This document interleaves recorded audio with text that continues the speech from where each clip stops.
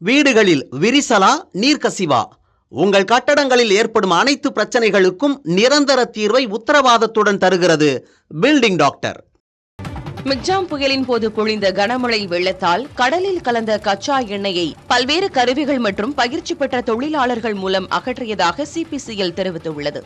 கடலில் கலந்த எண்ணெயை அகற்ற கருவிகளோ உபகரணங்களோ நவீன தொழில்நுட்பமோ பயன்படுத்தப்பட்டதாக அறிகுறி இல்லை என ஆங்கில செய்தித்தாளில் வெளியான செய்திக்கு சிபிசிஎல் இந்த விளக்கத்தை அளித்திருக்கிறது. தேசிய கடலோர காவல்படையின் வழிகாட்டுதலின்படி சிறப்பு முகமைகள் மூலம் நவீன உபகரணங்களுடன் பயிற்சி பெற்ற தொழிலாளர்கள் கடலிலிருந்து எண்ணெயை அகற்றியதாக அதில் கூறப்பட்டுள்ளது.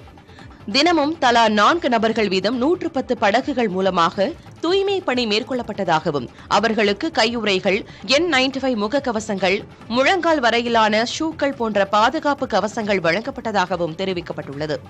எண்ணெயை உறிஞ்சும் பஞ்சுகள், 11,500 மற்றும் தண்ணீரிலிருந்து எண்ணெயை பிரித்தெடுக்கும் திரவங்கள் பயன்படுத்தப்பட்டதாகவும் பணியில் ஈடுபட்ட தொழிலாளர்களுக்கு மருத்துவ பரிசோதனை மேற்கொள்ளப்பட்டதாகவும் சிபிசிஎல் தெரிவித்துள்ளது. இதுவரை கடலிலிருந்து சுமார் 1.5 லட்சம் லிட்டர் எண்ணெய் அகற்றப்பட்டுள்ளதாகவும் 405 டன் எண்ணெய் கழிவுகள் நீக்கப்பட்டிருப்பதாகவும் கூறியுள்ள அந்நிறுவனம், கடலில் இருந்து அகற்றப்பட்ட எண்ணெய் அறிவியல் பூர்வமாக அழிக்கப்படும் என்றும் தெரிவித்துள்ளது. வீடுகளில் விரிசலா நீர்க்கசிவா? உங்கள் கட்டடங்களில் ஏற்படும் அனைத்து பிரச்சனைகளுக்கும் நிரந்தர தீர்வை உத்தரவாதத்துடன் தருகிறது பில்டிங் டாக்டர்.